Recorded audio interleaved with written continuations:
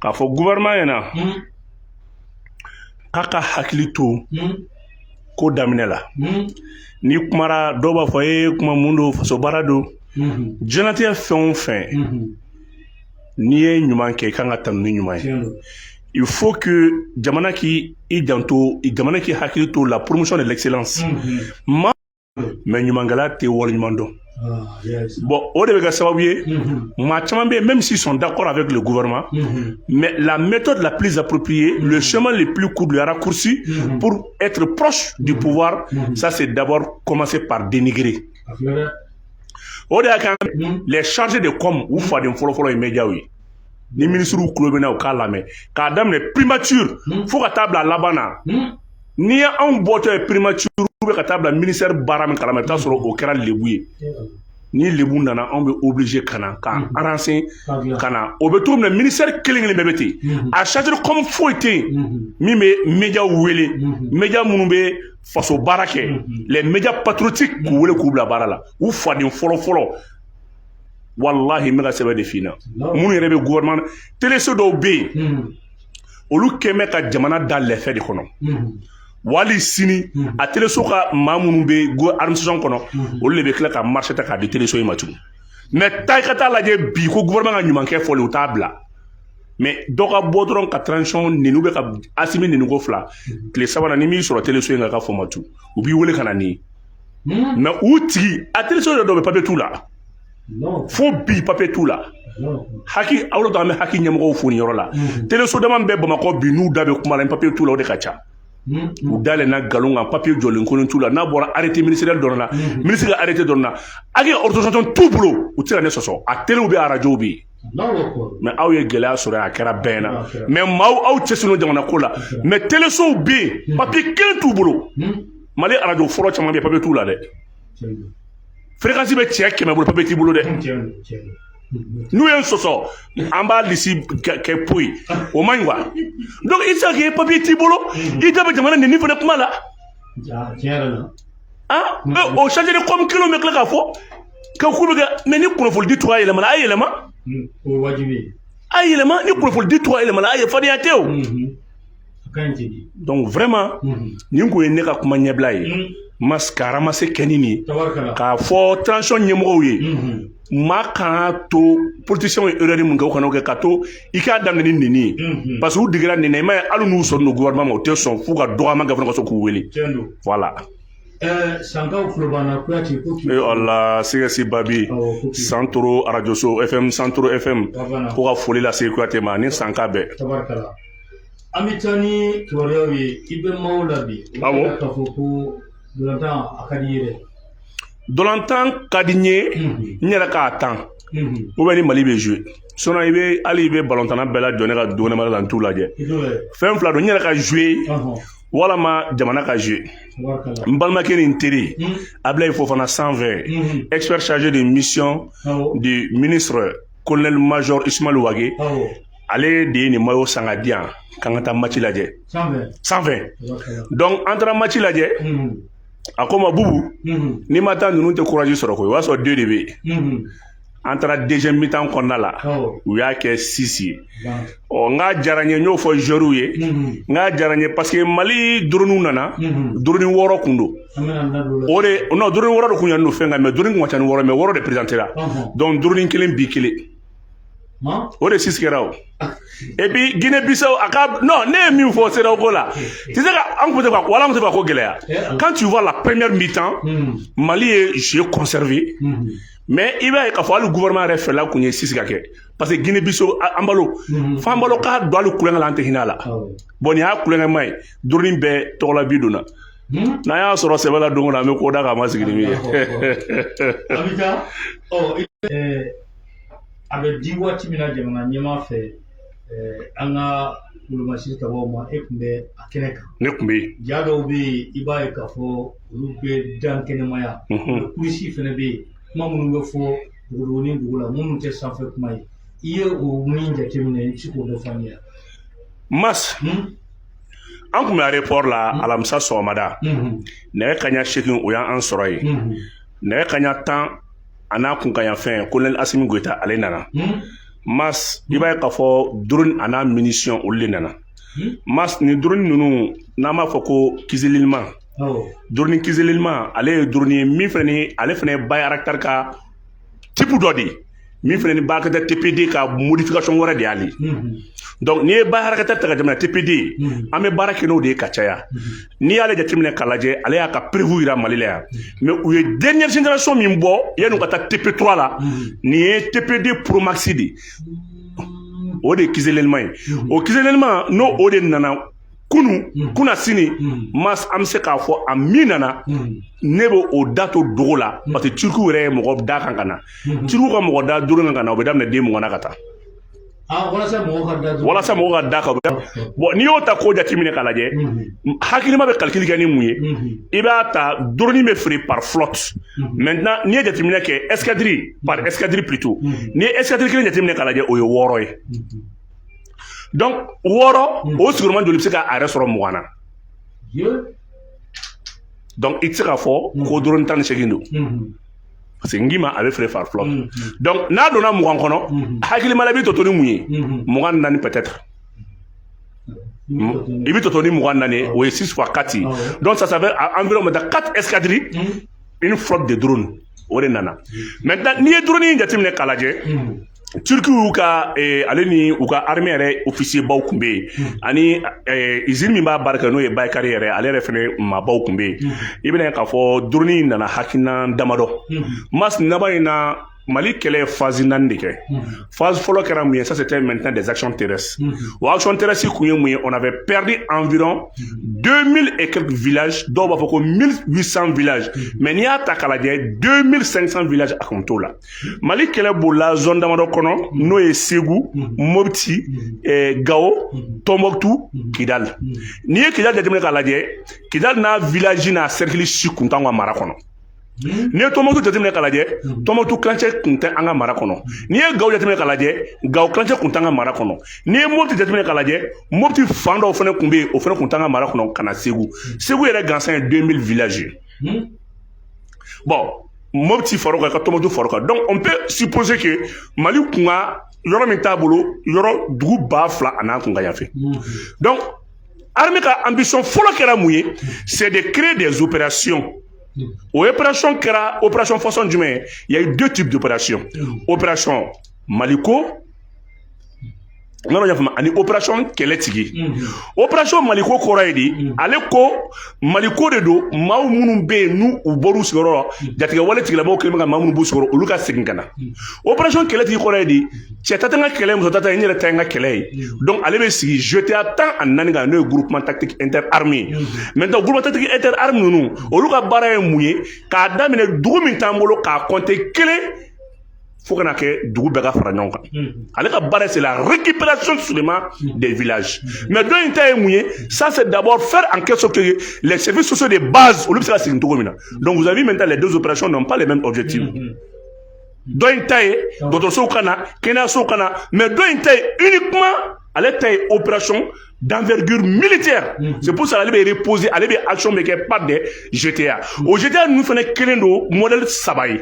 maintenant il y a des GTA qui sont composés où il y a des sections blindées ale ye véhicule blindé de bɛ o kɔnɔna la dɔrɔn ka taa ale ni dɔ fana bɛ yen tun an b'a fɔ ma section d'artillerie o ye kɛlɛkɛcɛw bɛ avancer ni arme lourde ye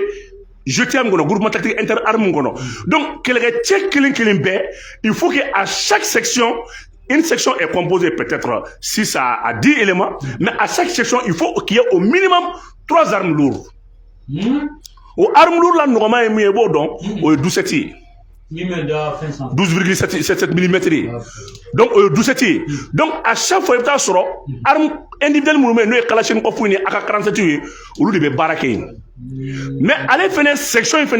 on fait appuyé par une autre section qu'on appelle section d'infanterie et d'éclairage d'investigation. Au section, il ne fait pas baraquer. Allez, baraquer, on a arme lourde, ça c'est la batterie d'artillerie. Ça c'est d'abord BM21, Bolivien Marcinda, Oya allé, Oyo Folofole, après Orsaline, Obaye, Oye arme, Oye Fendo, Olube et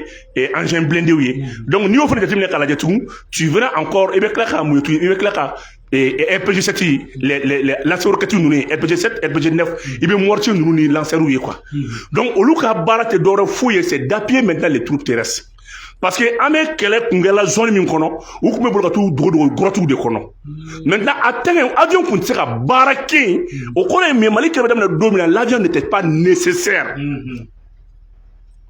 Parce que Terosu commencera à coups d'or c'était 32 caches. 32 bases terroristes de Koumé Malilien.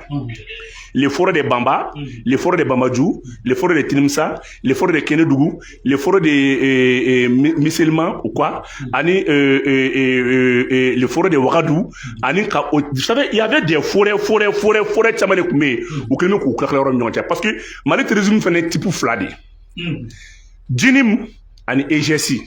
Il y a l'État islamique, il y a encore groupe d'État soutien à l'islam, affilié à Al-Qaïda, il y a Agali. Donc, quel est type, quelle est façon, quelle est.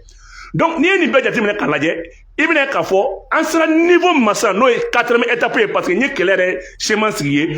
avion de la T5, quel est la moune, drone, ou les baraques. Donc, drone, ni avion de baraque. Au lieu de quel avion de baraque, avion a barré ni infanterie avancera. Infanterie va avancer comme mina, n'allez aller sera fin bé quoi. Maintenant n'allez gousilike, rescapé moumbe ni mogo be yereke, avion a barra folo e mounyo koulou neutralisé.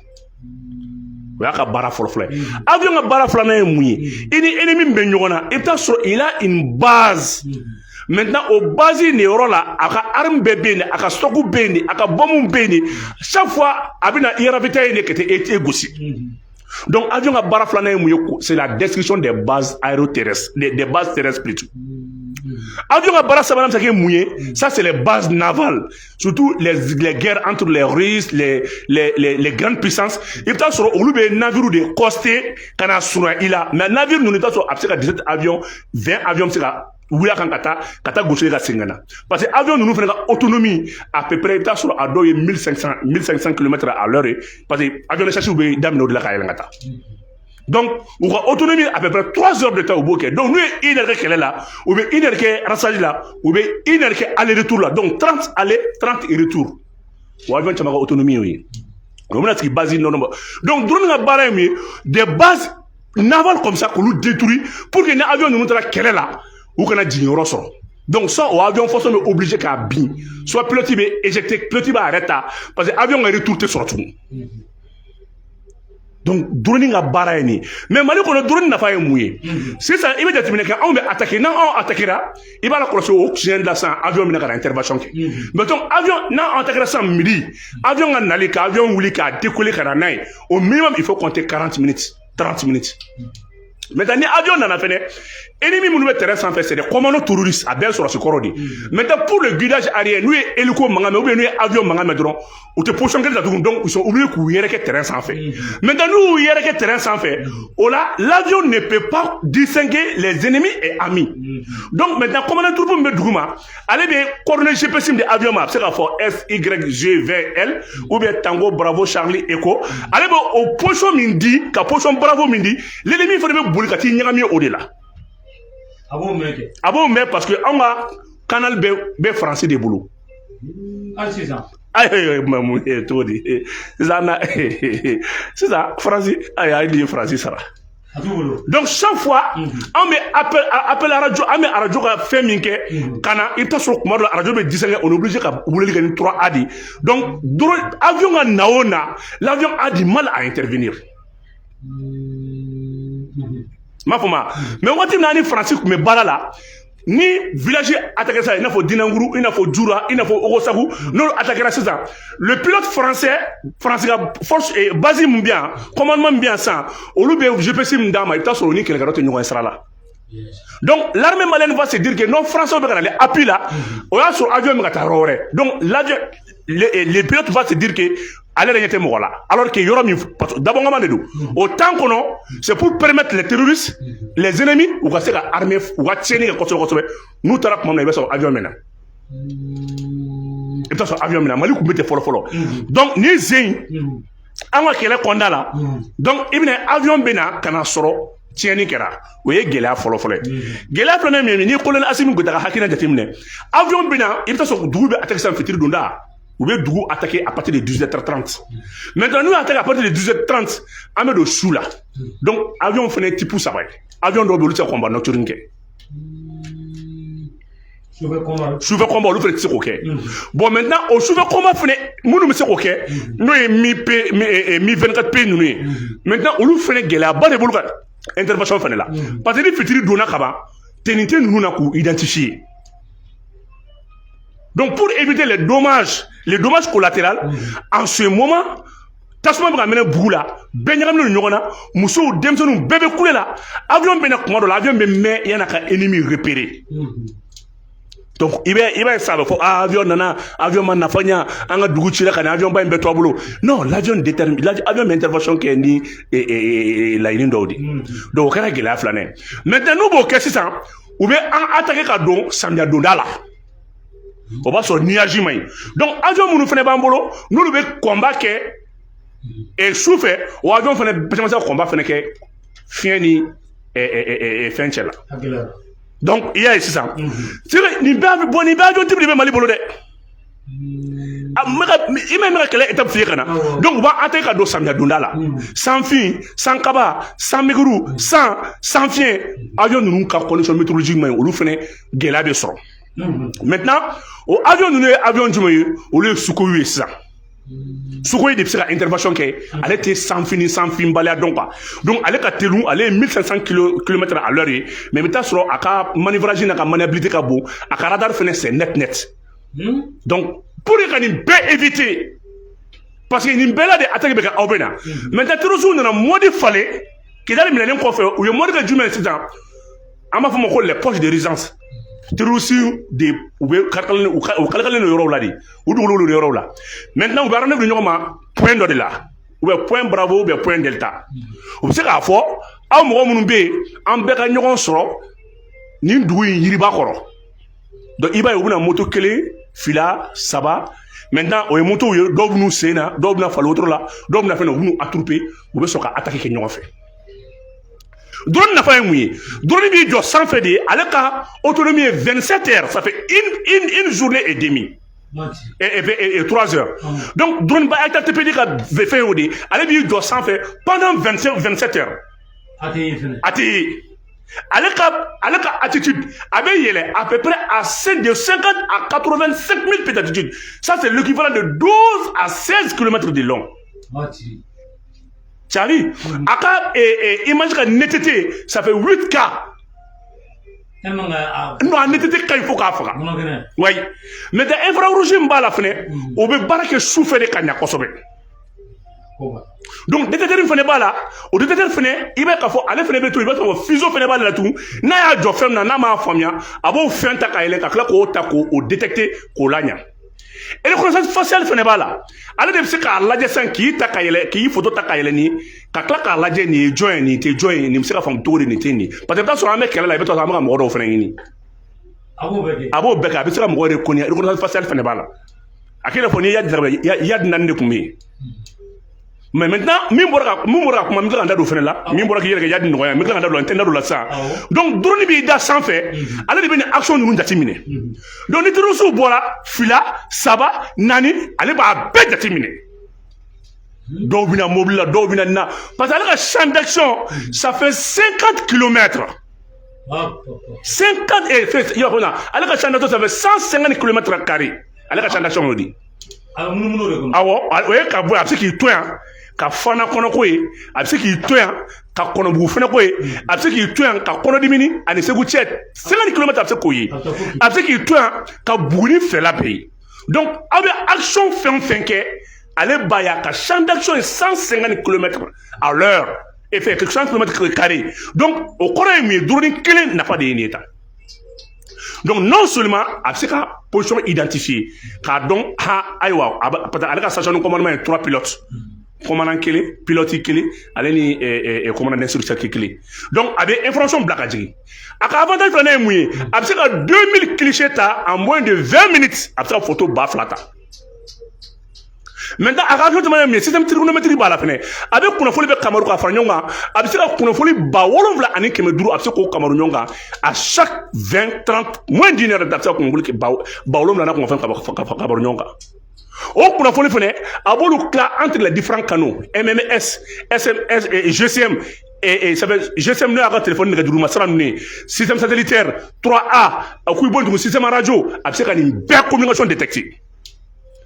maintenant système trigonométrique fana b'a la o ye mun ye a bɛ se ka kunnafoni bɔ de point A de point B ça fait kunnafoni bɛ ka bɔ yɔrɔ min na a bɛ se k'o ta a bɛ taa yɔrɔ min na a bɛ se k'o fana ta tugun drone min bɛ kɛ donc ale de bɛ se ka kɛ sisan sababu ye k'a dɔn ninnu bɛ ka fara ɲɔgɔn kan donc i y'a ye sisan au lieu maintenant d'intervenir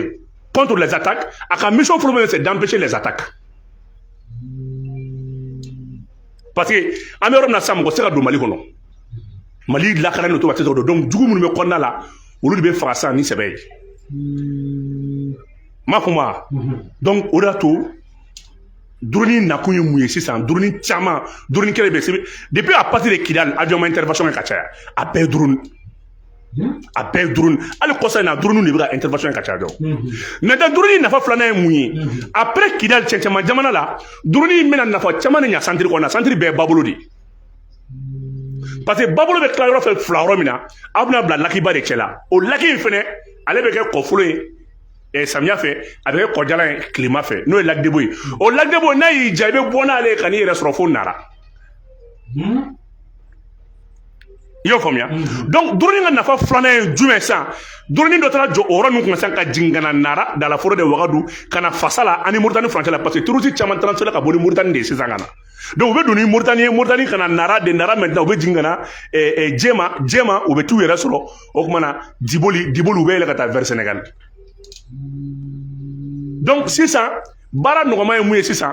jateminɛ de bɛ kɛ bon o yɔrɔ nin dun bɛɛ fana ye babolo de maintenant bombe de bɛ drone in na système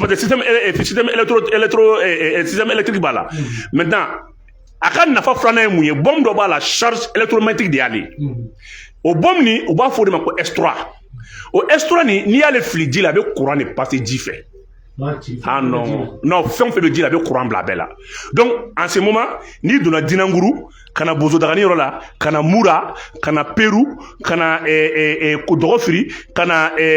Farabugu i b'a sɔrɔ ka na don fo Segu mara kɔnɔna la ka na don Segu lɛ kɔnɔna ninnu na maloforo bɛ yɔrɔ min na ka na N6 ni N7 yɔrɔ la i bɛ taa sɔrɔ bɛɛ lɛ kɔnɔna ni jima yɔrɔ de terroriste bɛ se k'u dogo yen k'an ka mɔgɔw kɔnɔ ka mɛn ba drone man u ye sisan drone bɛ obligé ka courant de bila ji la sisan k'u labɔ u ni jɛgɛw bɛɛ bɛ bɔ ɲɔgɔn fɛ n'i tora yen courant banna ni courant y'i sɔrɔ k'i to ji la i ka bɔ armée k'i faga o ka fisa n'ale ye parce que ale b'i koloci de bila k'i gosi kolotugudaw la n'i bɛɛ de bɛ drone in na drone in nafa tɛ se ka fɔ o mas e bɛ ka bara kɛlɛ t'a kɛlɛ hali mɔgɔ t'a da dɔn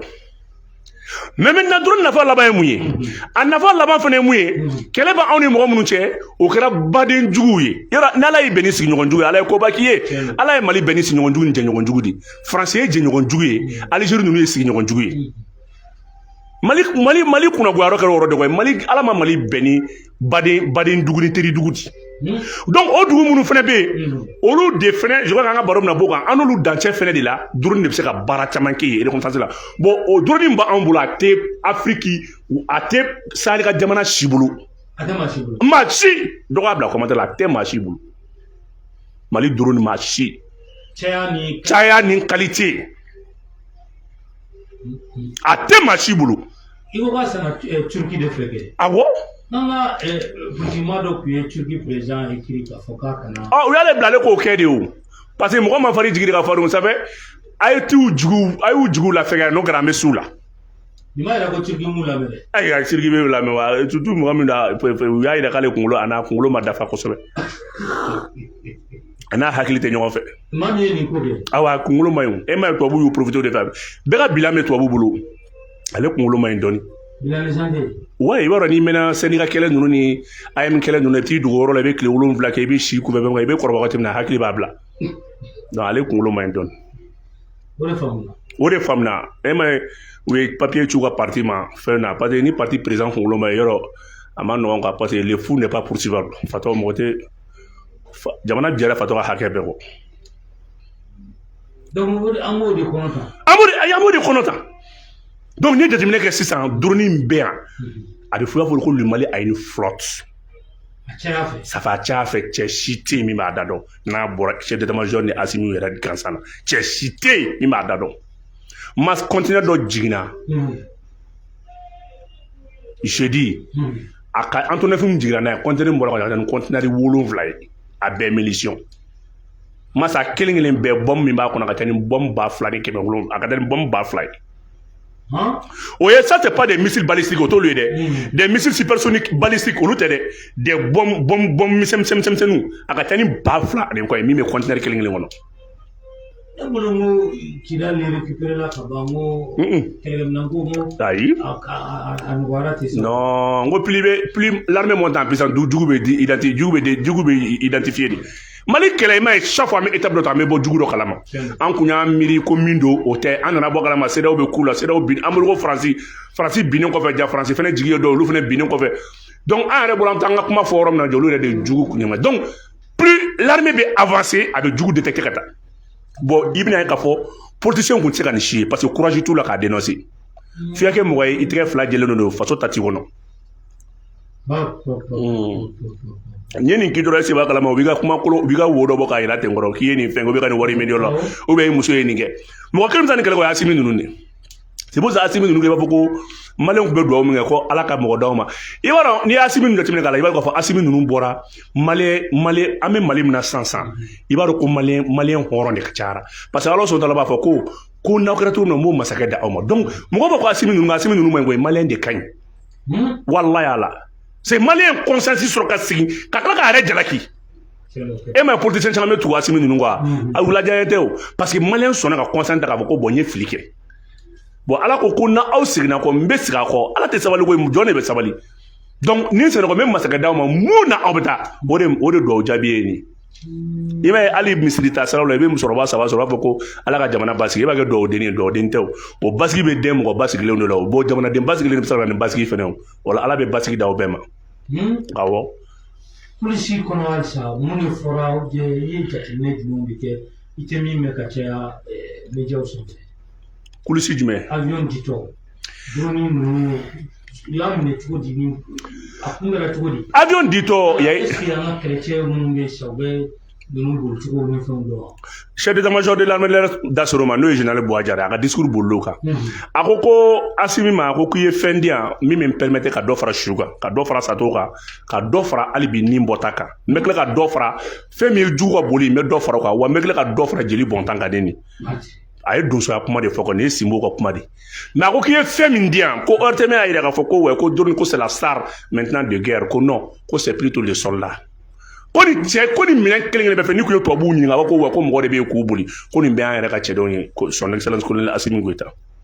donc k'an k'a dɔn ko yɔrɔ fɛn fɛn minɛ la i bɛ taa sɔrɔ sɔrɔsi de bɛ yɔrɔ minɛ drone ye nafa drone b'a appuyé de avion b'a appuyé de char b'a appuyé de mais sɔrɔsikɛ de ni foli ka kan ko c'est lui la première star nin kɛra général ka kuma ka kɛɲɛ ni i ka laɲini Sadio Kamara fɛnɛ bɛna ka na dɔ fara kuma kan a ko colonel Assimi Goïta ne ye kuma dɔ f'i ɲɛna ko je vais promettre les repos éternels aux ennemis n bɛ baara dali nɔgɔya olu ye i y'o dali de nɔgɔya tan sisan donc i yɛrɛ bɛna ye hali sa mɛlɛka ka nin bɔta ka ca Mali la ka tɛmɛ dugu tɔw kan parce que kɛmɛ fila drone bombe a bombe ni drone cira masse a ka zone de ravagage ça fait à peu près de 50 à 200 mètres carrés a bɛ tiɲɛni k'o de kɔnɔ masse ni ma fɛn fɛn bɛɛ b'a kɔnɔ n'a cira o de b'a da masse maa min ka nin ka telu maa min bɛ yen n'ale kunna jara ni kɛlɛ bɛɛ d'après maintenant le commandant min tun bɛ maître de cérémonie don mas ale ye kuma dɔ fɔ ka discours kɔnɔ ko ni drone y'i gosi a bombe na mas ko maa min bɛ yen n'ale kunna ka di maa bɛɛ i b'a dɔn o ye maa min sera ka sa ka sɔrɔ a farikolo ma yelen k'a ban awɔ o ye maa ye ni drone ye bombe ci la e bɛ kɛ maa de ye ni maa min kunkolo a sen a n'a fɛ n'o dɔnna saya kɔfɛ n'o tɛ a b'i yɛrɛkɛ k'i yelen di tɛmɛ k'a bɛ gosili kɛ nin ye n tɛ ne kumakan ye dɛ nin ye armée yɛrɛ officiers ye discours mun kalan mars san 2023 ka taa bila san 2024 la Mali drone ye 5500 heures de vol de kɛ 5500 mɔgɔw ka ka tile Une année est composée de 365 jours. Une journée est composée de 24 heures. Mɔgɔw ka calculer. Mali dronnier 5500 vols de quai. Mali dronnier 30 000 litres de versé. Jilla. Ah, marqué mɔgɔ jeli kɔni non. 30 000 litres. Parce que dronnier n'a eu gauche après ka jeli fana ta. N'ala ye jeli ni jeli bon na ka fɛn ta to a b'o fana ta. A b'o ta. Ihi. A b'o ta. Ni an bɔra drone na ka na ko minnu tun ye Muruja attaqué ko drone ye wuli ka jɔ kɛ armée ye wuli ka jɔ kɛ ka olu ye ka tila k'u kiri an y'a ye DIRPA ka communiqué kɛ. Non, Muruja la fitinin de sa. Muruja la fitinin. I b'a dɔn au fait fɛn ye cogo min u bɛ don ni Mauritanie n'u donna ni Mauritanie Algérie b'u bila ka don Mauritanie parce que kuma yɛrɛ ye min ye n'i y'a to n k'o ɲɛfɔ. An ɲɛfɔ dɛ. Sisan gɛlɛya kun ye fɛn fila de Mali ni Algérie ni Mauritanie de bɛ ɲɔgɔn na Mali ni terroriste tɛ ɲɔgɔn na o Mali ni Algérie ni Mauritanie de bɛ ɲɔgɔn na Mauritanie est appuyée par qui? Par OTAN. Maintenant fɛn min ye Algérie est appuyée par Qatar. Donc n'i ye jateminɛ kɛ Mali ni dugu duuru de bɛ ɲɔgɔn na maintenant tous ces deux terroristes là u bɛɛ tilalen don ni dugu de ni ɲɔgɔn cɛ. EGC, nous, État islamique, ça c'est financé par Qatar. Maintenant, Fémier, Djinimi, nous, Yad Agali, ça c'est financé appuyé par Algérie. Mais maintenant, où va nous Fémier, c'est ça, ou des Mauritanie, aller ni Algérie. Ou be doni yeni, ou be boni yeni. Donc, Mauritanie sera sous ni Algérie sera si changement de be tenim black avec terroristes, nous de terroristes comme galondi, terroristes sous terre. Anya mounou fa kosa na papier de borou flabekon. Mauritanie, Algérie. Aïe, vous dans la tchèque. E ma ko kuma bɛɛ ko saya bɛ ka kɛ ko mɔgɔw b'a la ka tunu mais o tɛ ko John Sara fɛn fɛn kɛra kɔsɔn ka bɔ Teza Watani ka na fo Fasala kɔnɔna ninnu na ka na fo Muruja kɔsɔn na minnu sara ka taa lajɛ mun de bolo a bɛɛ Mauritanie Algérie sɔrɔ su ye tubabu Mauritanie baden de bɛ yen tubabu su yɛrɛ caman b'an bolo pour preuve c'est la raison pour laquelle Mali ye kuma dɔ fɔ ONU ye kɔsa in na ko ka sigikafɔ kɛ diyagoya Mali ko wa ko sigikafɔ kɛ diyagoya ni sɔnna ka n ka plainte accepter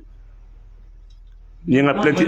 Mali o de fouillé et même ONU ma kuma tugun ni sonna ka ne ka plainte accepté contre la France parce que ni France attaqué dɔrɔn ni nin bɛɛ bɛ na o de y'a kɛ Algérie ni France ka fɔɲɔgɔn sɔrɔla mun fɛ kɔsa in na parce que an bɛ don min na ko bi France ale ni Algérie de bɛ Mali gazi ani Mali pétrole suɲɛ maintenant gazotigi min bɛ bɔ ka bɔ vers le Niger ka tɛmɛ ni Algérie c'est l'Algérie qui ravitaille l'Union européenne à travers l'Espagne et l'Italie. Mais depuis à partir de Kidal, plus précisément Taoudeni, Gazine pétrole fait à Mali pétrolier, à Mali gazi. Donc, pour preuve, c'est ça. Maintenant, l'Algérie est obligée, avec l'appui de la France, qu'à terrorisme blanc, on est Yad Agalé depuis 1991. Yad Nanatane. Mafouma, Yad de quoi est galon Kumade, Yad il est plus algérien qu'un malien. Mais avec quelqu'un qui Mali, parce qu'il est né à Tezawanten Mali. À Bangerandi. Mais avec l'Algérie, n'a pas à travers la France. Donc, Algérie, on peut donner au gazi mimbo. Algérie a dougou djo, ka arme sang, ka fembe sang, ka koko kana. C'est la raison pour laquelle l'Algérie est obligée, les fronts policiers, qu'on lui refait armée tout, pour que ça allait kana battre, allait kana to barayna nyedon. Oui. Donc, tous les mercenaires, tous les terroristes, ça c'est entre la France et l'OTAN. Maintenant, Algérie Mauritanie debe djekani barake. Maintenant, ni Mali sorosu et terroristes gain, nous serons Mauritanie de baka tenir ta douma. Oui. Donc vous qui barake ko wa foko Mali ba foko kama d'autres non comme on matena. Wa so sorosu comme ce qu'il est Mauritanie tenir mi no redu. A nafa bɛ Mauritanie kan u ye Mali carte modifié Alpha Kile la taara ni bolo kalama u ye Mali carte bɔbɔrani tigɛ o bɔbɔrani tigɛra hali sini Mali politiciens m'a réclamé o min filɛ nin dɛ o de ye Mali pétrole ben de bi kɔsa in na Mali ni Kidali minɛnen kɔfɛ an y'a ye k'a fɔ contrat minnu yera Gamuntalen Kidali an ye contrat minnu ye gazi fɛn tɔgɔ di pétrole bassin à peu près 544 mètres cubes de bassin o de contrat bɛ Mauritanie Sema ni ɲɔgɔn cɛ contrat la jɔn b'a bɔ Total. Ah non. Donc Qatar, allez bien appui. u bɛna ka na fɛn ninnu bɔ ka taa n'u ye donc chaque fois kɛlɛ bɛ kɛ Mali kana basigi nin tɛ dɔwɛrɛ de ko ko nafa jumɛn b'a la nin y'a nafa fɔlɔ ye donc o pétrole de bɛna se ka taa Mauritanie raffinerie la sisan tubabuw bɛna ta ka taa n'a ye donc terroristes bɛ kɛlɛ o kɛlɛ kɛ ils ont 20% ni nafa fɛn fɛn sɔrɔ échelle fɛn fɛn sɔrɔ o bɛ 20% sɔrɔ donc o 20% de équivalent 10% bɛ d'u ma 10% bɛ don arme na ka d'u ma donc terroristes bɛ ka sara ni Mali dugukolo jukɔrɔ nafolo yɛrɛ de donc guerre min don ça ne coûte rien aux communautaires minnu b'u soutenir bon pour preuve n'i ye jateminɛ kɛ Mali nord et le bassin de Taoudéni a contrat tun bɛ Sonatrach de bolo ça c'est signé en 2007 maintenant 2012 Algérie yɛrɛ de seginna ni contrat in ye ka na lasigi Mali ma ko kɛlɛ bɛ yɔrɔ in na k'ale tɛ se k'a bɔ Algérie yɛrɛ côté à travers maintenant sa société nationale n'o ye Sonatrach ye maintenant Algérie nan'o lasigi mun na parce que Algérie préfère de passer par le terrorisme ka Mali terrorisme dɛmɛ ka Mali bin ka autonomie di SEMA mɔgɔw ma ka autonomie di rebelles ma rebelles fana ka branche armée ye jɔn ye o ye terroriste ye ale b'o kɔrɔ dɔn a ka partenariat kɛ ni Mali ye ka ni pétrole bɔ hɔrɔnya la an ma Mali ji janfa dɛ le bloc 8 ani le bloc 7 Algérie yɛrɛ de Sonatrach ale ni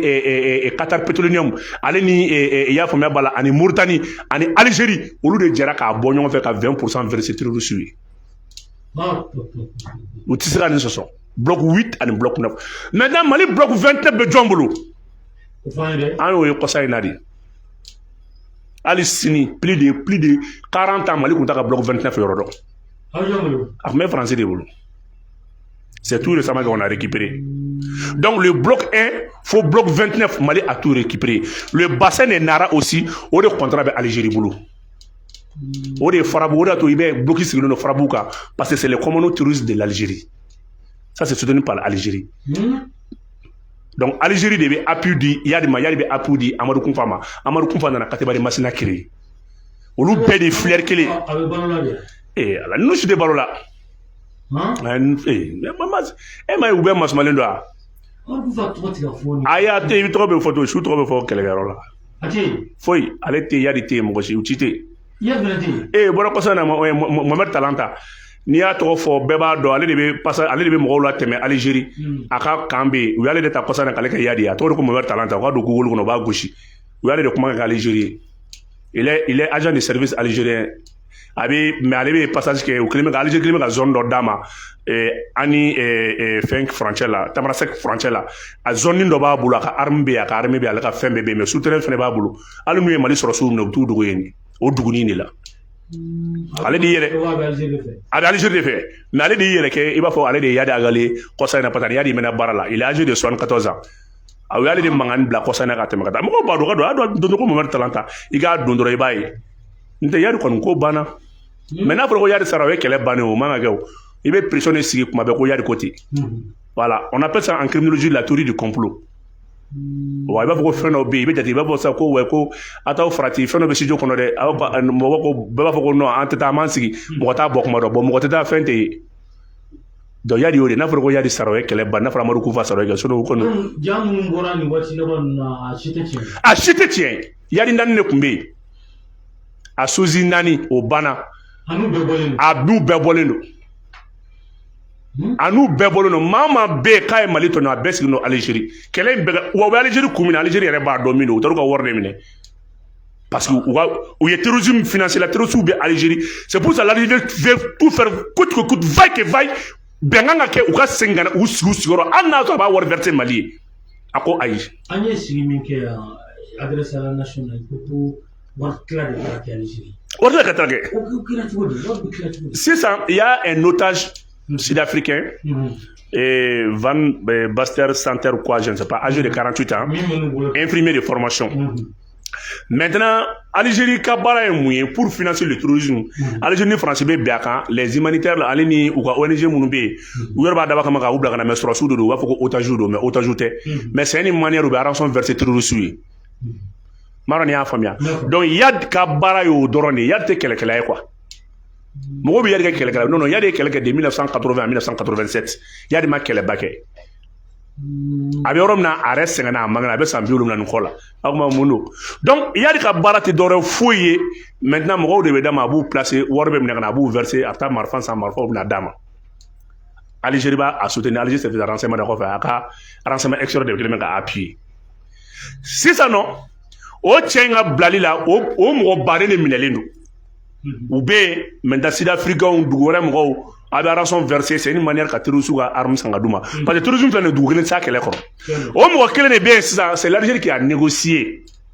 à travers un ancien député originaire de Kidal maintenant ale de ye bilali négocié je crois que c'est fait à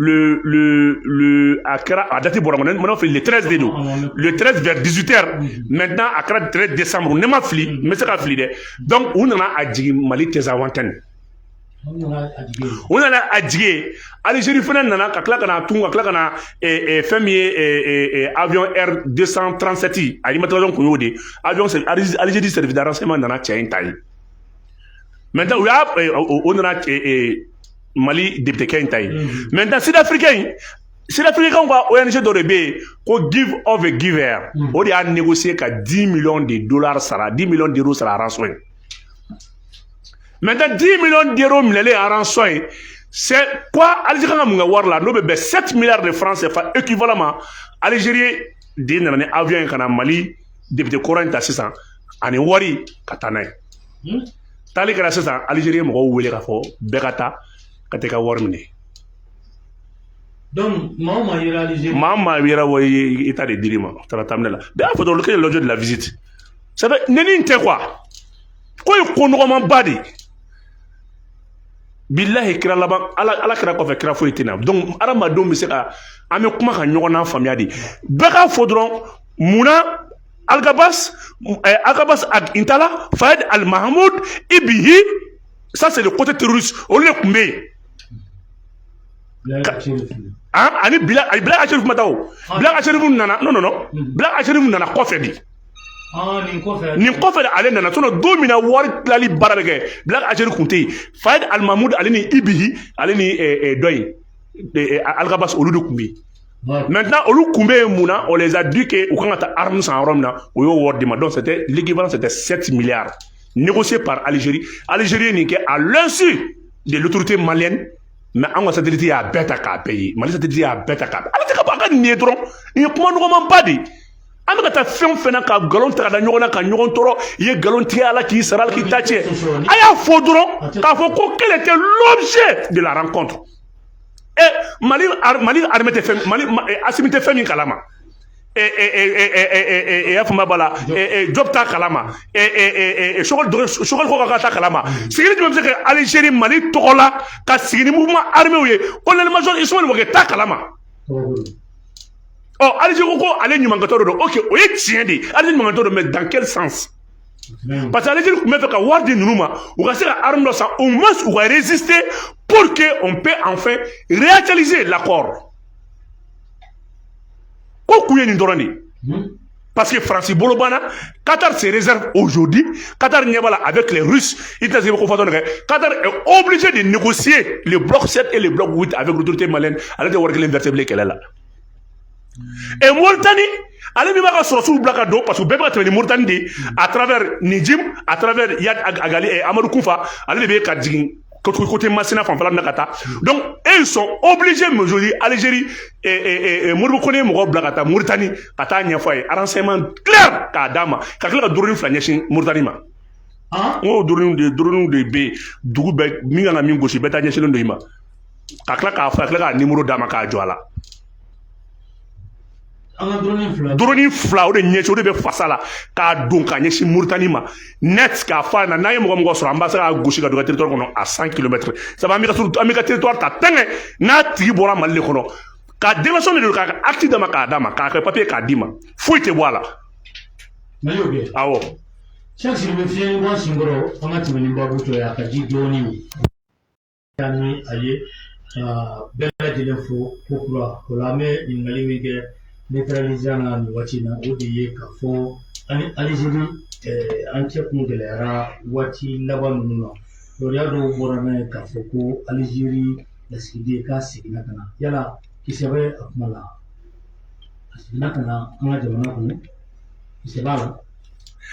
awa Dieu merci i ye ɲininkali ba de la tan parce que nin kuma bɛɛ kɔfɛ sigili bɛɛ kɔfɛ ala ka barika don Asimi na il y a une rupture bon je ne peux pas dire que c'est une rupture il y a une crise diplomatique nin kelen donna an ni ɲɔgɔn cɛ parce que quand le service de renseignement malien olu ye Algérie alerté k'a yira k'a fɔ i ye min kɛ a filɛ nin ye Algérie avait nié Algérie kun y'a nié k'a fɔ ko nkalon don ale tɛ se k'o kɛ ale ka laɲini ye Mali ka sumali de maintenant kuma gɛlɛyalen kɔfɛ avion min jiginna ni avion immatriculation f'i ye ka na n'a renseignement mɛn ka na n'a vidéo ye n'o de fɛ Mali ça fait Mali sankolo protégé ka sɔrɔ réseau ni k'i ma ko mɔgɔ tɛ Mali drone da dɛ c'est pas pour rien que Algérie ye Mali gasi sigi le Mali a plus de 100 drones engagés dans le Grand Nord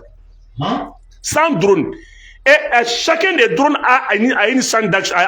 d'action de 150 km. 150 km multiplié par 100. Ça fait combien? Ça te fait environ à 1000 et quelques kilomètres carrés sous contrôle. On est Mali armé à contrôle le boulot à travers les drones seulement. Les images et les renseignements. Il y a un bouton qui a capturé Katakaïra là. A qu'on a un diamant qui bombarde qui goussi. Mais maintenant, parce qu'il y a otager et il y a otager. Mais il est montara malien do. Wari min dira a y'a faye. Et j'en ai a y'a faye. Algérie n'a pas nié. Algérie garage. Ama solike. Donc Algérie qu'est-ce qu'il a fait? Algérie pour les gars Mali papa aye munke aya yira ka fɔ Mali ye aye ni minke ni ka kila ka sigili minke ka kila ka fɛn minke Mali a yira ka fɔ ale ma jɛni ni Algérie ko non n y'a dabɔ bɛɛ ni kelenya ni Ismaël kama ko ne ma da Ismaël ka ye wari de kila. ay war tla tum na aya nya fayda do Mali Algérie ambassadeur a rappelé mi mandianye anya fay aussitôt automatiquement Algérie fane Mali ambassadeur a rappelé mais nin kele ramado beka ambassadeur wele kana pour consultation e mas mo gela bolani be consultation gorodo consultation te doro fouiller bebi ka ambassadeur wele kana ki fela de droit dakata Mali ka ambassadeur wele Mfelaini Algérie ka ambassadeur wele Mfelaini maintenant comment flyer moi c'est ça il y a une commission qui a été mise en place au lieu de discussion pendant un bout de temps clé duru clé wolo la no wolo lamina o de kuma au discussion qu'on a là Assimi a été clair akoko bo et aux négociations anga sigi anga kuma akoko problème faux état là mais est-ce que vous se inscrit dans la logique de la République Kabro kuye Mali die Mali sharabe boluka Malien te marfata Mali kama Malien te Malien fra Malien te dangari Mali dugolo la ko nous sonoma ou kana oh nous du ofna so yo feneke ou bu clé Mali justice ma au koro nous na bu clé pour MCA parce que Cour suprême et progrès général enquête d'aile ils sont poursuivis ako note iko siga fomi donc il est son nga armée la replier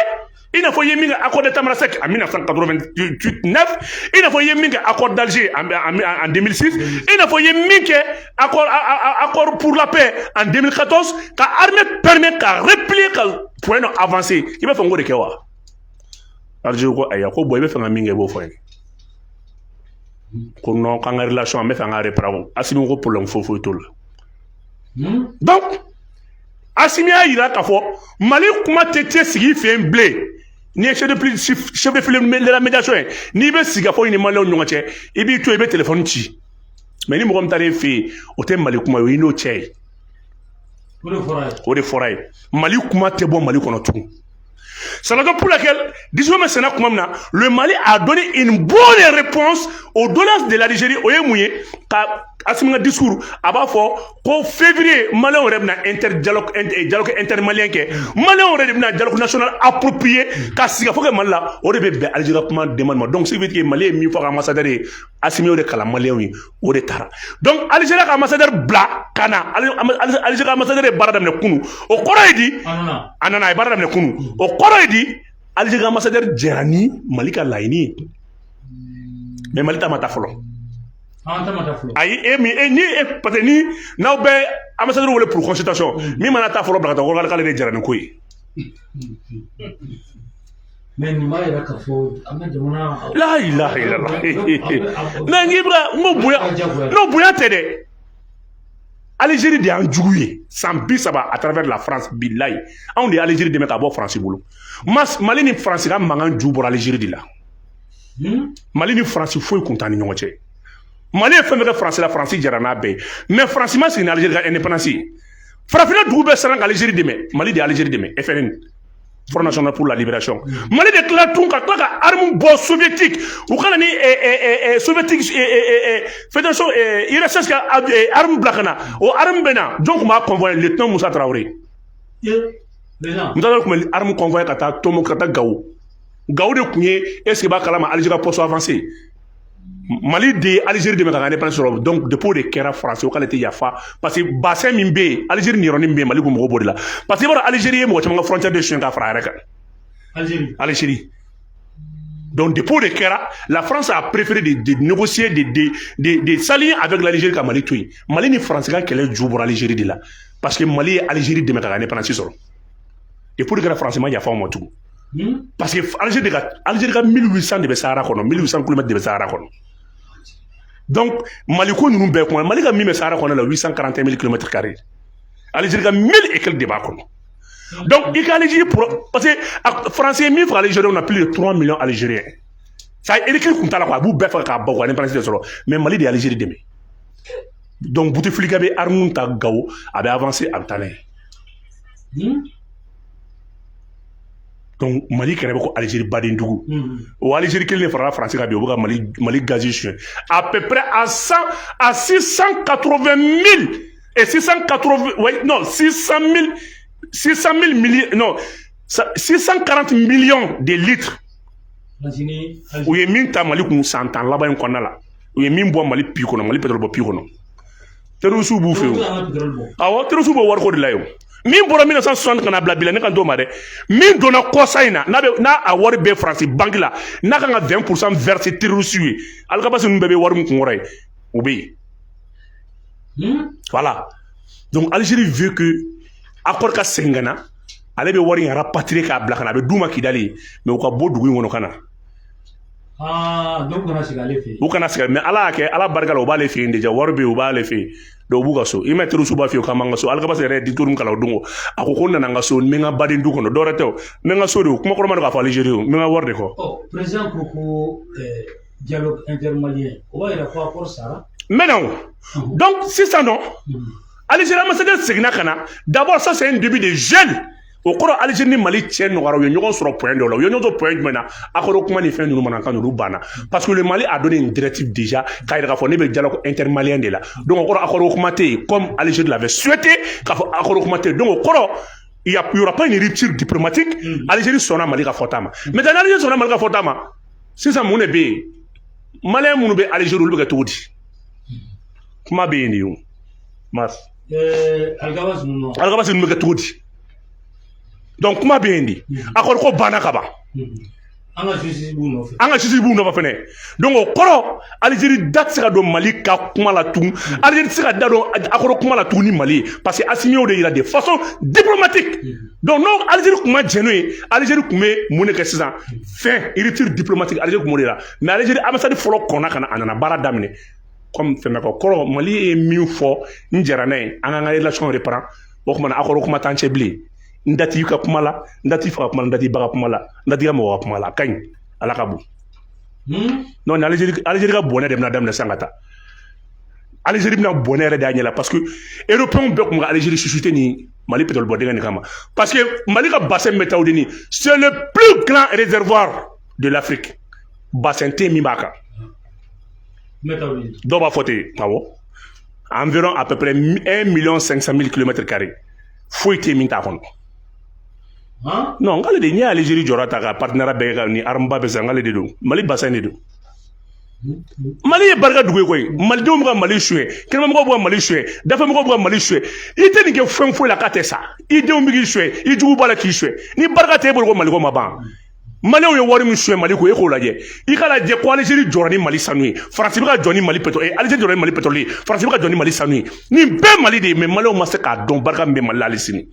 nin bɛɛ la dɔw bɛ taa warning dɔ minɛ dɔrɔn k'a fɔ ko an ka sigi ka fɔ kɛ aw kana datugu ani bɛɛ cɛ i b'a fɔ ko Rusiw ni Turkiw ni Chinois y'an jugu i b'a fɔ k'olu t'an partenaire i b'a fɔ k'olu tɛ partenaire diɲɛ kɔnɔ partenaire dan ye Faransi de ni barika tɛ i bɛ nin ka dugu jɔn na ni barika tɛ i bɛ nin ka dugu jumɛn na duguden b'a la ka dugu suɲɛ dafa dugu b'a la ka suɲɛ teriw b'a la ka suɲɛ frontière b'a la ka suɲɛli kɛ dugujɔ nafolo bɛ ka bɔ i ka dugu don nafolo bɛ mɔgɔ wɛrɛ fɛ yen a bɛ k'a bɔ k'a ka dugu jɔ ka fɛn bɛɛ kɛnɛ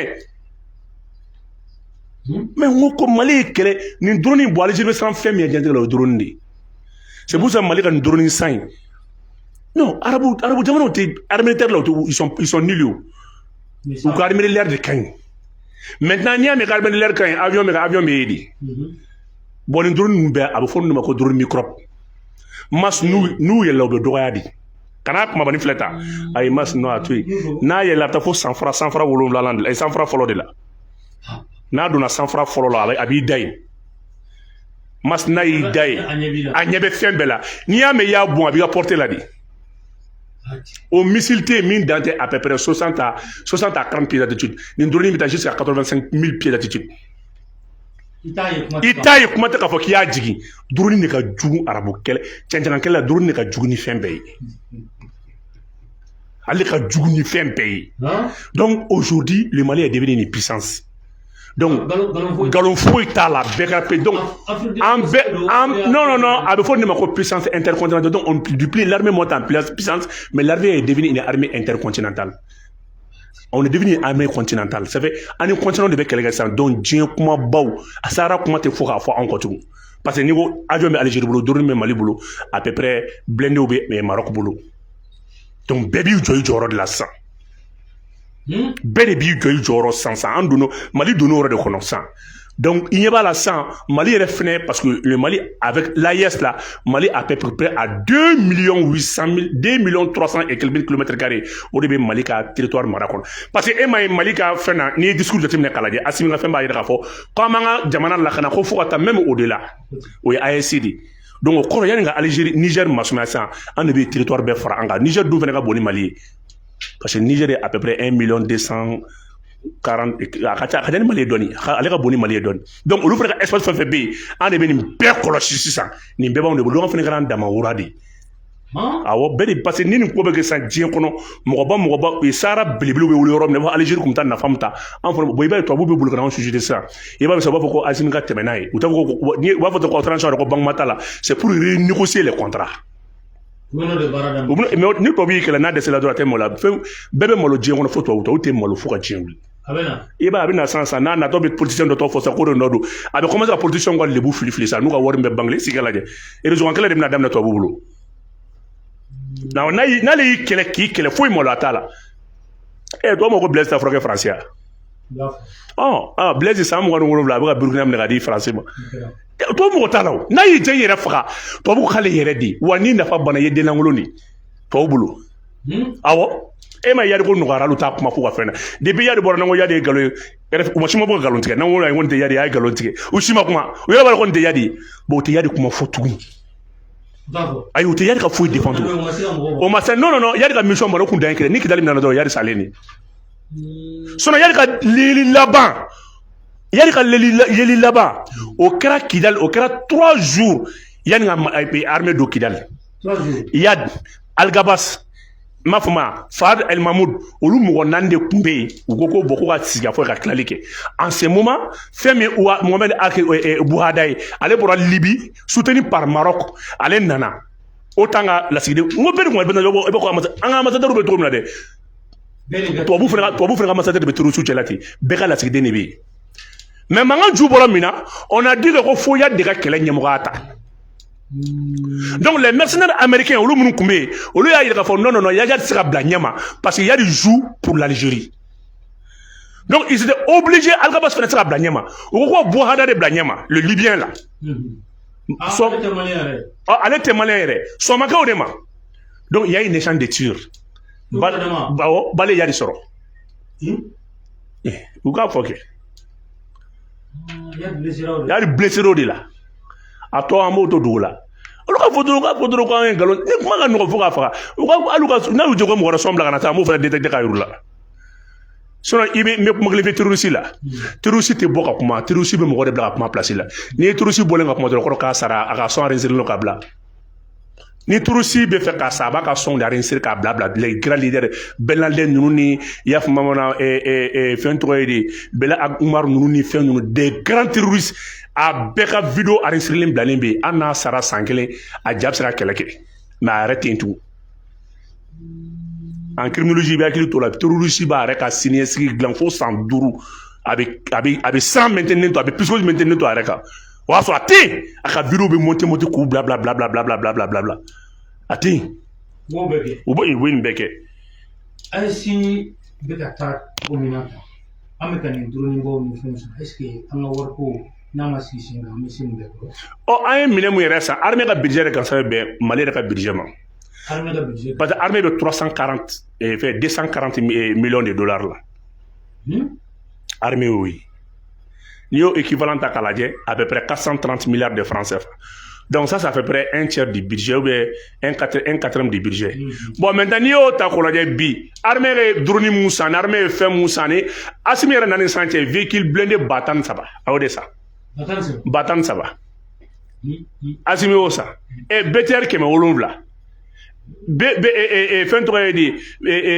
Ben22 nin bɛɛ bilayɔrɔ tɛ yen an bɛ dɔ de labɔ nin bɛɛ labɔyɔrɔ tɛ yen dɛ BRDM 2 o 800 ani dɔɔni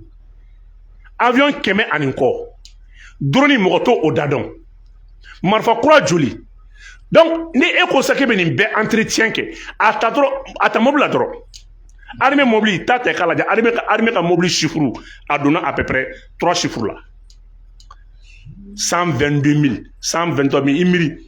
donc e k'o ta dɔrɔn a ta dɔrɔn 2 litres par jour la a ka tile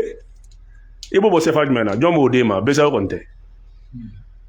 armée ka véhicule ta dɔrɔn i bɛ AMA sɛbɛnnen dɔrɔn i b'a lajɛ i bɛ chiffre compter mobili la an donna 3 chiffres kɔnɔ a safu la an donna 4 chiffres kɔnɔ yafa ma an donna 4 chiffres kɔnɔ wayi ayi a yafa ma sa n bɛ ka fili kuma la an donna 5 chiffres de kɔnɔ yafa ma oui i b'a ta dɔrɔn i b'a multiplier par 2 a multiplier par 2 dɔrɔn donc a bɛ kɛ wajibi ye AES ka fo ka wari bon ni wari ma bɔ i tɛ se ni ye juste ça c'est l'armement ça c'est le côté ça c'est le volet militaire n'an bɔra nin kɔnɔ an tɛ se tugun AES wari plancher habillé bɔra o ye wari kunfɔlɔ min bɛ bɔ bɛnkan bɛ kɛ mun ye tɔgɔ ani fɛnw ni kɛtɛ comme ni ye BRICS ta jateminɛ k'a lajɛ BRICS ye dugu minnu b'a la olu bɛɛ tɔgɔ daminɛ Brésil Russie Inde ainsi de suite BRICS kɔrɔ dɔ ye fo ka n'a bila fɛn na Sud-Afrique la BRICS donc maintenant AES ka wariko tɔgɔ ani sigiyɔrɔ mais maintenant wari tɔgɔ fɛnɛ tun mankan bɛ yɔrɔ jumɛn Sahel ko kuma la o Sahel ko kuma fɛnɛ mankan b'o la mun na ko ni mɔgɔ wɛrɛ bɛ se ka don a la parce que kɔsan na u ye AES kɛ 2 volets volet économique et volet militaire bon Maroc bɛ fɛ ka don AES la ni volet économique de ye wayi Maroc bɛ fɛ ka don AES la bon olu an tɛ i b'a dɔn teri tɛ mɔgɔ la koyi intérêt ko dɔrɔn mɔgɔw bɛ nin kuma fɔ nin taa nin ye nin y'an nin tɛ mɔgɔ la teri tɛ mɔgɔ ni mɔgɔ min y'a f'i ye ko Algérie ni France bɛ jɛ maa min ka mɔgɔ miliyɔn 3 faga e bɛ se ka dɔn mais Algérie ni France de bɛ ka jɛ Mali la c'est pas une question d'amitié non c'est une question d'intérêt donc AES bɛ fɛ ka ayi ne ma fɔ a ka y'a kɔnɔ mais aujourd'hui Maroc bɛ ka rôle mun jouer ce rôle là maintenant devrait être joué par l'Algérie parce que n'Algérie kun se ka déboucher kelen di AES ma o kun bɛ kɛ sababu ka Algérie ka suprématie maintenir mais Algérie yɛrɛ de bɛ terroriste kɔfɛ donc Algérie ka place maintenir tandis que Maroc bɛ ka diplomatie booster parce que Maroc bɔra ka sira de kan ka taa jusqu'à l'océan maintenant Maroc bɛ k'o baara min kɛ nin o temps anw arrangé o m'a fɔ ma o temps arrangé mais o bɛ Maroc arrangé mun na parce que Maroc a trop d'investissement au Mali Maroc bɛ dans l'économie, dans les banques, dans les assurances. Maroc a action badé mais malin. Donc Maroc est obligé de soutenir le Mali. Notre Maroc a autant de pionniers. Mais Maroc son abada avec un investissement bien au Kabi. Attention, Maroc m'a son de là. C'est un peu que Maroc c'est voix d'aile. Dieu ferait drôle. Maintenant, on voit mes frères dans l'infernal. On ferait peut-être même pour ça de faire net kata. Donc pour ça, maintenant, on fait un ça. En ce moment, nous, on va se faire encore d'autres ennemis. Au cours, on va tirer aussi Tchéman dans la musulman. Tu as vu? Mais Togo ta ye jumani Togo nous ne toi France ka pionnier kana do ASC kono la ka bolanga ginoy yeto Togo ni udugu woro de lettre ci asimi nous ko do ASC kono mais abe ko espion udugu woro e mais Nigeria kali non mo ni sili mo chimandi ni ala ni mo mele ci ala France ka ci do ça terité ne dia fi ni Togo billahi Togo ni mo chimandi ko do ta fe ka Afrique on a bet kan Togo di ngo Togo porte Togo oui port de Diagwa Glanga dit Togo ma parce que François ko armement be jigi so ni ka couloir de Togo port de couloir de kata ou couloir de bo mais oui Mali Niger ni Burkina ti ka bola muna parce que au lieu ça c'est des pays des empires kelema sa dugudu halala dugudu quoi donc ou te port ni port de nous bo nola o de yake ni empire de Ghana takala ale capital be mi kumbi sale ou kumbi sale ou di Mauritanie ma ka port bi mais ka empire to akele maso te manoro na ko di malima ni empire manen ta kala je o be manen kulu ko na savala nunu ni farama utison uti foi dama mu mo nogola do yan kla ka ko jiti ka bona parce que ni dugu saba de to wu sege dambe be dugu saba de la ni ndi c'est des pays des grands empires donc to uti son abada ka boda di numa u ba don afishu nukura no bora ni fembe mona ka bali arabu be fefela ni u yala kira kele u gino bora ni kira benga na fo nord lawo Amza fait nana fait Bilal benga nana ala kira ye mo bla kana do ke kana ka tan ka mali de du la ngule ngoy non e ba ni kulenga dugu na mo mo an kone abeta ba chenga ta fa iba mi ko fudo da bazum dalen dro yo o mine ka fentori Blaise Tara kun fait Alassane Farmandala donc maintenant tu vas a ben ni mu magenda lo mo kara fato bon Algérie la Algérie ba gula ko sum soro dien kono bi faut toutes les puissances bebi ne Algérie de massa parce que bon Algérie ka secret mi ay Mali pétrole chien Algérie ba terusu ko fait ni autant ni kero ta bi fait ki bombarder da bi a domro kuma de c'est leur politique de communication on va donner aider Sarah pour le même bon ça non fait ni autant à bara de ni autant de bras bon secret ka flifli donc donne ta conséquence de réseau social ko ibo Algérie ani nous venons de garder que Israël ni Palestine non mais Israël ni Palestine amasi chef militaire ou Qatar de war de Algérie makana no lieu on le kwanga sin Kidal mais oui Mali o de war de l'Algérie ma ko akore reprend c'est yari Sara Amadou Koufa Sara il faut des nouveaux leaders et maintenant ko ne o de fi kuma la o de chef militaire ou bora Israël et fento et Palestine kana Saudi di Qatar ma Qatar ya war dans ka di Algérie ma maintenant Algérie demande la réhabilitation maintenant de l'accord parce que lu blakana o le bna sigi Kidal selon maintenant négociation na ça o la ou be so ka fanga yin tun ka yele voilà Algérie sonne mais Algérie be ni ka menon o da débat mais ça me do mi 2024 chama chama se woro ma se bay ka fo o puissance me Algérie kama sa bombardement ni fauna o da fazo ko otage de Algérie pour do ba bombarder bon Algérie ba joro c'est pour ça Algérie veut vite rétablir avec le Mali enfin que maintenant parce que Russie est min do Algérie là 60 ans on c'est trop mais Russie ma se ka don refo sur ça mais avec le Mali 2 ans Russie donna maintenant les sous finalement Mali comme soro à travers l'Algérie et l'Européenne comme Mali coran mené avec 50 milliards de mètres cubes de pétrole de gaz avec le bassin de Taoudini donc une européenne et Algérie be jaka Mali là à travers la CEMA en ce moment une européenne be fara États-Unis va ouvrir chez bombarder contre Ukraine il y a donc ni Mali kuntora to bu bolo maintenant une européenne be fara autant ouvrir chez attaquer sera temblé mais maintenant une européenne be balo féminin ouvrir chez de bolo maintenant ni richi dadou avec John Molo Mali parce que fin ni une européenne mo bala gazi pétrole nous mo bala richi bolo ni mbebe Mali bolo maintenant nous le conseil à Mali sur à travers Algérie ka sera seulement plan autonomie ngake accord ka appliquer une européenne mo ko mu be ko minyachi oma en ce moment autant que mes budget bo ka et faire attaquer ka Russie attaquer mais maintenant Russie de depuis 1900 au lieu de ne kan dit avec la Nigeria Mali protéger c'est pour ça que moi ko hina do hina tere yere ko nyini ndedu Rigita il mana fra il ma de mandia so ni Mali ni ali ni ala de b'an ka kɛlɛ ɲɛma ala kɛlɛ de do i bilala n kɔ i ye ko sɔrɔ sinon Russie to a bɛ ka Russie kɛ mais Russie 11e de ye o 11e puissance économique peut-être o de do Russie n'a kɛ à peu près 11 à 12 bases militaires extérieures Amérique a 900 bases a ka budget militaire a bɛ bɛn Russie ta siɲɛ 4 5 6 de ma wayi mɔgɔw bɛ ka ko in kɛ min ye o tɛ u kana bila an kunna fɔ ko an ye garibu an tɛ garibu jamana dɛ fɛn dɔ de b'an na hinɛ tɛ dɛ sinon min ma kan na b'a kɛ Congo Russie taara Congo dɛmɛ yan wala ka nafa tɛ yen o u ka nafa de bɛ yan nafa in tɛ k'a fɔ k'u bɛna an dɛmɛ k'a bɔ k'a dun min b'an bolo ɲɔgɔn bɛ Russie bolo mais n'u y'a Russie jugu ça fait min b'an bolo o de ka di Russie jugu ye mais ni Russie jugula mɔgɔw y'an ta sɔrɔ u bɛ Russie de kɛlɛ a kɛ i n'a fɔ ne bɛ taa dumuni kɛ ka so maintenant ne bɛ taa dumuni kɛ e ka so kuma bɛɛ ne dun b'a dɔn k'a fɔ ne sigiɲɔgɔn wɛrɛ bɛ yen o fana ka dumuni o fana sɛnɛkɛyɔrɔ b'o ka so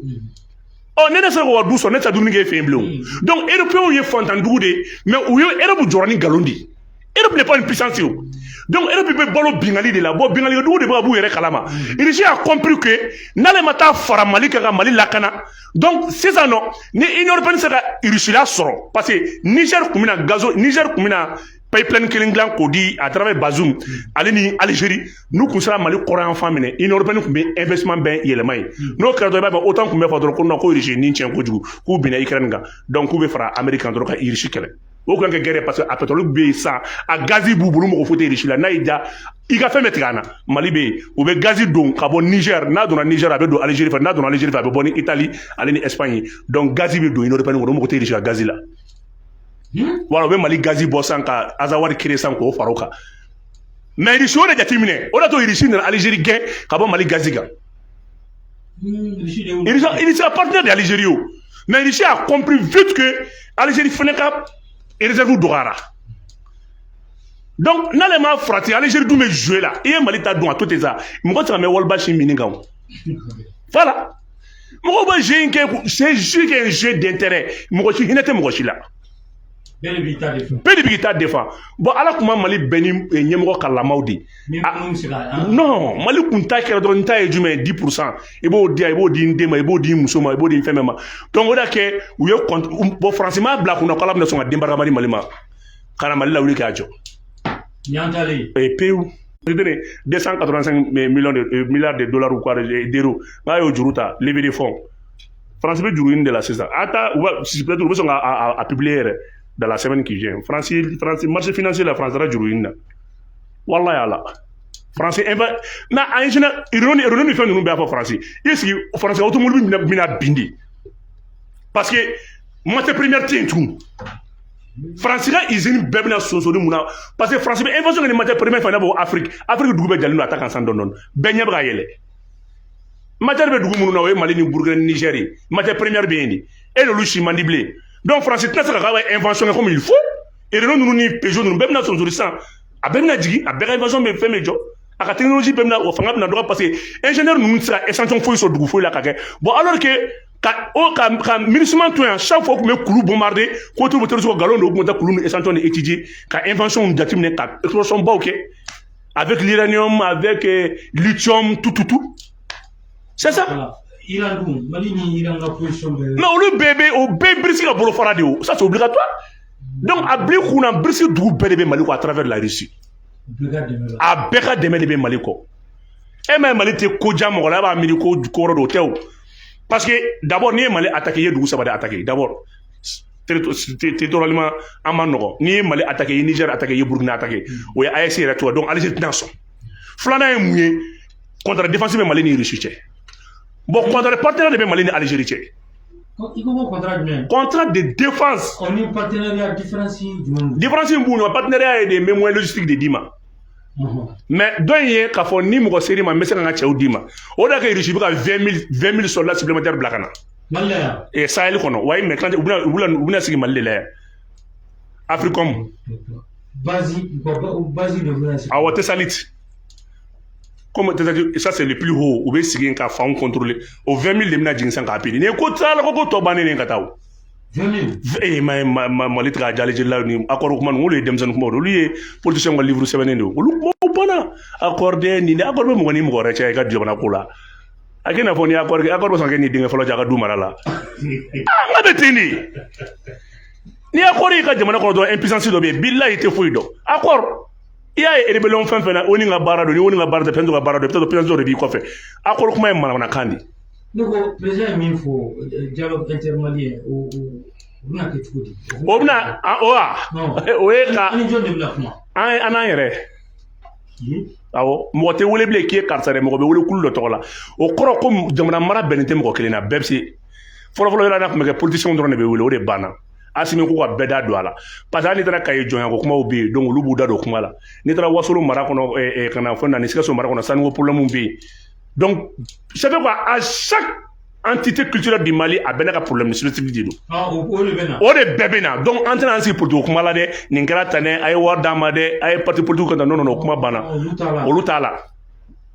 et puis kuma bɛɛ bɛ discuter fo sauf l'intégrité du Mali et les caractères unitaires du Mali légitimité traditionnelle bɛ ka wele donc olu de bɛna ko jaratigɛ kɛ o de bɛna ko jaratigɛ kɛ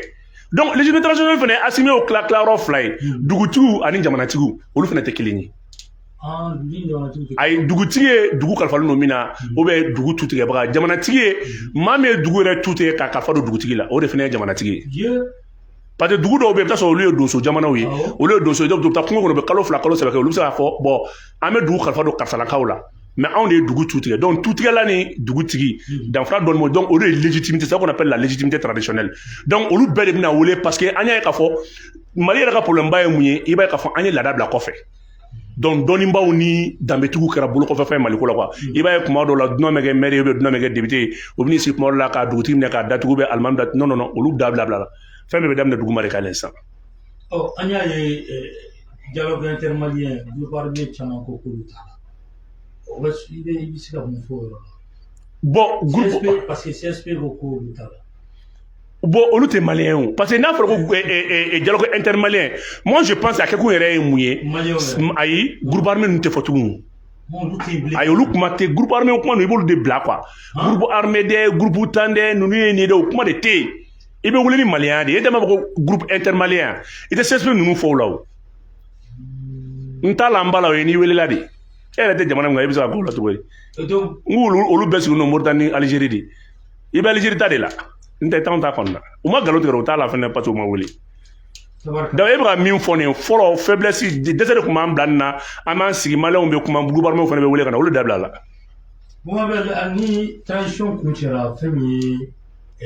karatakow de kan ka kɛ i b'a ye k'a fɔ an ye nin baaraba min kɛ transition kɔnɔna la jamana kana taa bi matigɛ min ma an da sigi Faransi bolo mun de kan ka kɛ foyi o bɛ maliyɛnw yɛrɛ de bolo mɔgɔ mɔgɔ senifin na o ye nkalon tigɛ ye